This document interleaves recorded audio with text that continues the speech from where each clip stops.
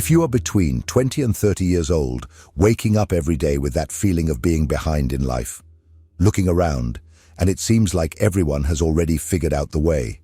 Some are in high positions, others have started businesses, some are married, others live alone in a magazine-worthy apartment, travel the world, post smiling photos, train every day, have a productive routine, an active social life, and you are there, paralyzed, trying to convince yourself that there's still time, but deep down, you feel that you're failing.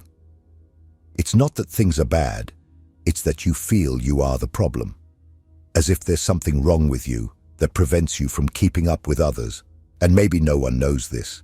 Maybe on the outside, you pretend well, but inside, the comparison has turned into torture. Every scroll on Instagram is a stab. Every news of an acquaintance succeeding feels like a cruel reminder that you are falling behind. And the worst, everyone keeps telling you that your 20s are the decisive decade, the time to build everything, and you don't even know where to start. If you feel this way, this video is for you. And I'm going to tell you something that perhaps no one has the courage to say. You are not a failure. You are living under the weight of absurd expectations imposed by a society that profits from your insecurity. You think you are failing in life when in fact you are being crushed by a script that was never yours. You were taught that by the age of 30, you need to have career success, a perfect body, a stable relationship, a healthy mind, amazing friends, solid finances, and time to travel the world. But no one told you that this standard is a carefully constructed illusion to keep you always trying to reach something that never arrives. Because the more you feel that something is missing, the more you consume. More courses, more miracle therapies, more promises of productivity, more comparisons, more products to fill internal voids. You are not broken. You are reacting to a sick system. And today, in this video, we are going to expose this system. We are going to unmask the lies they told you about success, failure, time, purpose, and comparison. You will understand why you feel this way. And more than that, you will discover how to start freeing yourself. But I warn you right now, this video will not offer you shortcuts. It will not give you magic formulas. It will offer you something much more valuable: clarity. The chance to see your life with different eyes. Not the eyes of someone trying to fit into someone else's script, but the eyes of someone who is ready to write their own story. And it all starts now. From an early age, you were taught that there is a right path to follow, an almost sacred sequence of achievements that validate your existence. Choose the right profession, get into the right university, land the right internship, build a promising career, find the love of your life, maintain a stable relationship, take care of your body, your mental health, have amazing friends, travel the world, buy an apartment, be independent, always be happy, always be productive. Ideally, all of this before turning 30. But stop and think. Where did this script come from? Who decided that this is success? Who said this is the right time, the right order, the right life? The truth is uncomfortable, but it needs to be said. This script was not made for you. It was made against you. You live in a society that needs to keep you in a constant state of dissatisfaction. Because satisfied people don't buy. Self-assured people don't desperately follow influencers in search of happiness formulas. Peaceful people don't drown in skincare products, high-performance courses, mindset mentors, productivity gurus. People who know their own worth don't need to prove anything to anyone. This script was designed for you to fail, and when you fail, you feel guilty. When you feel guilty, you seek to fix yourself. And it is at this exact moment that the system profits, selling cures for problems it itself created. Brené Brown, a researcher of vulnerability and shame, analyzed thousands of interviews with people in their 20s and 30s. What she found was alarming. Never has there been a generation so pressured, so anxious, so convinced that they are failing simply for not meeting standards that no one ever meets. According to her, this is not a crisis of character. It is a logical response to a system designed to make you feel less capable, less beautiful, less worthy, less enough. These standards are not neutral. They are weapons. They are tools of control. Because as long as you are trying to be enough, you will be obedient. You will follow the script without questioning. You will believe that your pain is your fault. And you will never realize that it is a symptom of a system that taught you to hate yourself. But enough. It's time to expose the most powerful trap that sustains this script: comparison. And that's what we are going to talk about now. If this content is making sense to you, click the subscribe button and subscribe to the channel. Thank you for your support. You don't feel like a failure because your life is objectively worse than others. You feel this way because you are bombarded daily with idealized and carefully edited versions of other people's reality. You are not comparing yourself to real people. You are comparing yourself to showcases. Think about what happens when you open Instagram. You see someone launching a startup at 23, someone traveling through Asia at 25, someone getting married at a cinematic sunset at 27. You see sculpted bodies, perfect routines, constant smiles, stable relationships, stacked professional achievements, and your brain, conditioned to seek belonging and validation, interprets all of this as proof that you are behind. But what don't you see? You don't see that the startup went bankrupt 6 months later, that the trips were financed by unpayable debts, that the couple from the perfect ceremony can barely talk without fighting. You are comparing your behind the scenes with all the mess, doubt, and chaos to someone's best angle of life. And this is not by chance. Social media are platforms for comparison on an industrial scale. Every like, every comment, every algorithm is carefully calibrated to stimulate your neediness. The more inadequate you feel, the more time you spend scrolling. The more time you scroll, the more you consume, the more you desire, the more you buy. Brené Brown calls this hustling for worthiness, the desperate attempt to prove your value through external achievements. And it's never enough, because the model is designed for you to never feel sufficient. When you achieve one thing, another one should be on your to-do list. When you think you've arrived, you see someone who has gone even further, faster, with more likes. This cycle is insidious, and the cruelest part is that it disguises itself as inspiration. You are led to believe that these images motivate you, but what they really do is erode your self-esteem while you smile and applaud. This is not motivation, it's psychological torture wrapped in aesthetics. If you feel like you're always behind, always owing, always failing, maybe the problem isn't you. Maybe it's the standard you're using to measure your life. But how do you break free from this? How do you silence the noise, regain sanity, and start seeing your own life through your own eyes? The answer begins when you learn to differentiate what is yours from what has been imposed. And that is exactly what we are going to explore now. Let's make something very clear. You are not failing. You are trying to survive in a system designed to make you feel inadequate. The pain you feel, that suffocating sense of always falling short, is not a sign of personal weakness. It is the absolutely logical response of a healthy mind exposed to toxic expectations. You have been conditioned from an early age to believe that your worth lies in achievements, in external validations, in performance, in productivity. Since childhood, the messages are clear.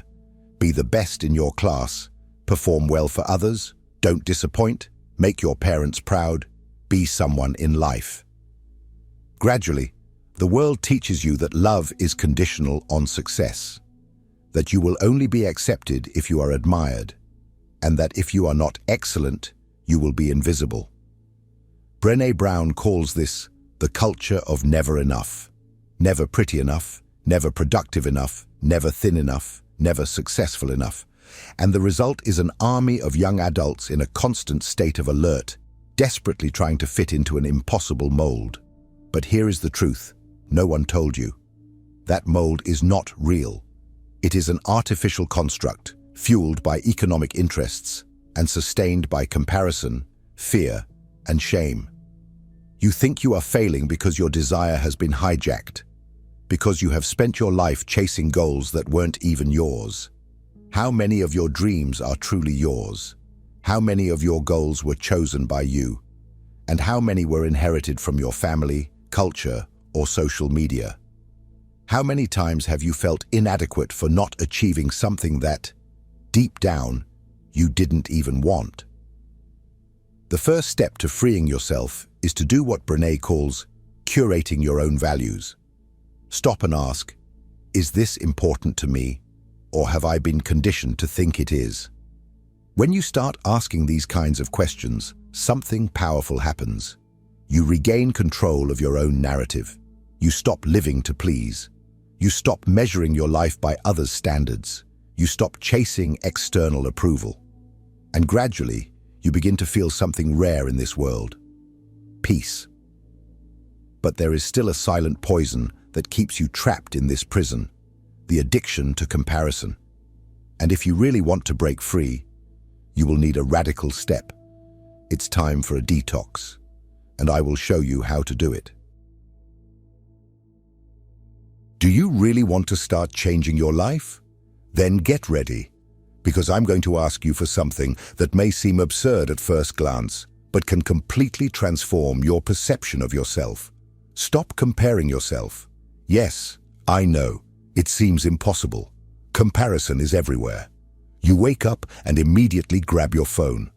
Before you even brush your teeth, you've already seen someone celebrating a new job, someone traveling, someone posting a mirror selfie with a perfect body, someone getting married, someone buying an apartment, someone working out at 6 a.m., someone achieving more than you, while you still don't even know if you can get out of bed.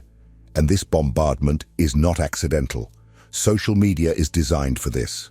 Every like, every algorithm, every content suggestion is carefully calibrated to provoke an emotional response: desire, envy, a sense of lag, inadequacy. The more incomplete you feel, the more time you spend scrolling. And the more time you spend scrolling, the more data you generate, the more ads you consume, the more you feed a system that profits from your pain. Brené Brown calls this the culture of never enough. Never pretty enough, never productive enough, never thin, never rich, never successful enough. And mass comparison is the fuel of this culture. The brutal truth is this: you are addicted to comparing yourself, and this is slowly eroding your self-esteem day by day. Comparison, in small doses, can even have an adaptive role. But what you are experiencing is not healthy comparison. It is self-annihilation, disguised as inspiration. That's why what I'm proposing here is more than just advice. It's a rite of passage. Do a comparison detox for 30 days. It's not half-hearted. It's not just deleting the app for 2 days and coming back disguised as a mindful user. It's a real cut, a radical silence, a break from the cycle of digital self-flagellation. During these 30 days, you will feel strange. You will want to go back, to see how others are doing, to catch up. You will feel like you are missing out on something. And do you know what that is? Withdrawal. Yes, withdrawal from dopamine, from stimulation, from distraction. You have been conditioned to believe that you need to know all the time how everyone else's life is going. But the truth is that this only serves to disconnect you from the only life you can truly live, your own. And it is in this silence, in this uncomfortable void that arises when the noise is turned off, that you begin to hear your own voice. You start to ask yourself, what do I really want? What makes sense to me? What are my own desires, free from the influence of collective desire? You begin to realize that you may not want what everyone else wants, that perhaps your priorities are completely misaligned with what the world demands of you. This detox is an act of courage. It is you refusing to be manipulated.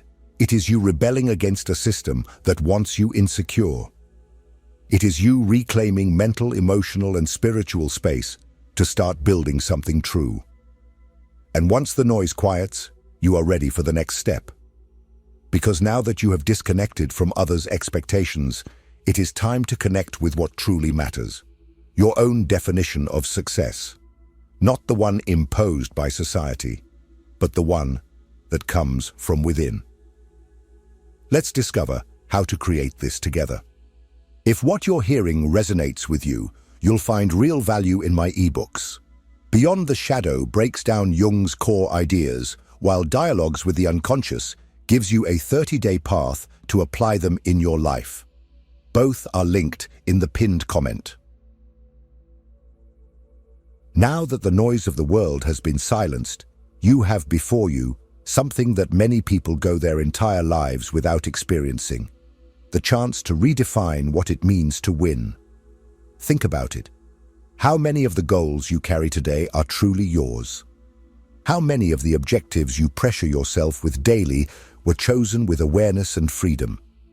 How many of your dreams are, in fact, borrowed desires from culture, family, influences, and social standards that taught you that success is about having, doing, showing, accumulating?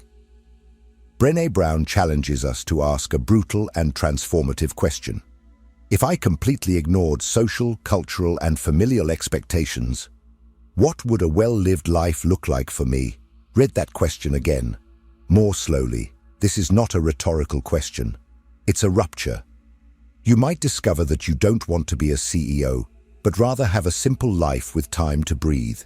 You might realize that you don't want to get married before 30 because you are still discovering yourself. Perhaps success for you is being able to walk at 10 a.m. without guilt.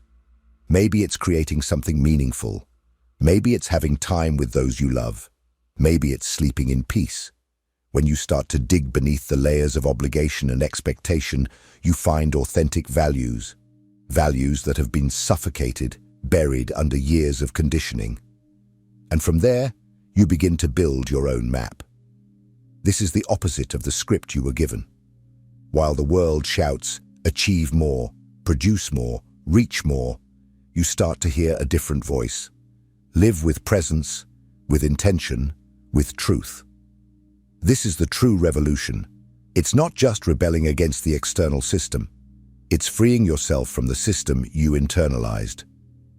Redefining success is an act of radical self-awareness. It's looking at yourself and having the courage to say, I choose differently. And this choice will not be applauded by everyone. It will disturb. It will provoke. It will leave you alone at times. But it will also give you something that no ready-made script can offer: integrity. You begin to live a life that makes sense not because it is the most impressive, but because it is yours. And this sense of authenticity is what will sustain your journey in the coming years. Not likes, not external validation, not empty achievements, but be aware, even after redefining your values, you will still fail. You will still stumble, you will still make mistakes, because living outside the imposed script is a path of trial and error. And that's okay, because now, instead of seeing failure as proof of incompetence, you will learn to see it for what it truly is, an essential part of the process. In the next part, we will dismantle the myth that your 20s and 30s need to be perfect, and show how failure, far from being an enemy, can be your greatest ally. It's time to face a truth that can free you from years of guilt and self-judgment. You don't need to have your whole life figured out before turning 30. This is not the decade of having everything resolved. This is the decade of experimenting, of failing, of starting over, and failing again. But no one told you that. On the contrary, from a very early age, you were sold the idea that your 20s and 30s are the decisive decade, the moment when you need to build your future. The subtext is clear. If you don't reach 30 with the career, body, love, mind, and life of your dreams, you have failed. But this is a dangerous lie. And the cruelest part is that it wasn't created to help you grow. It was created to paralyze you. Because when you believe you can't fail, you become obedient. You stop taking risks. You stop exploring. You start choosing the safe path, not the true path. And little by little, you kill your own authenticity to follow a script that was never yours. Brené Brown, in her research with thousands of people, discovered something that most success manuals lack the courage to admit. The most fulfilled people she interviewed did not have a linear journey. On the contrary, they failed a lot and early because they were experimenting. They were throwing themselves into the world imperfectly, but courageously. Failure, in this context, is not the end. It is the elimination of paths that are not yours. It is information. It is feedback. It is refinement. Every time you fail, you discover something about yourself that you wouldn't have discovered if you were too busy trying to appear perfect. And look what happens to those who follow the right script too closely. Many reach 40 with a perfect life on the outside, but completely empty on the inside. They collapse because they realize they built someone else's life, not their own. You know someone like that. Maybe you are on your way to becoming someone like that if you don't do something now. So listen carefully. You have decades ahead of you. You can change careers at 35. You can find yourself at 40. You can love again at 50. There is no fixed timeline. The only real failure is living your whole life trying to fit into a mold that suffocates you. You are not a failure. You are a human being in process. And in that process, failing is not just allowed. It is essential. Now, it's up to you. If this video made you rethink something, if any part touched you deeply, comment here. Tell me, which part confronted you the most? At what moment did you feel described? Let's talk. Your story can help others who are also feeling lost. And if this video gave you clarity, don't stop here. The next video is just as important as this one. Watch it. You need to hear what comes next. I'll see you there.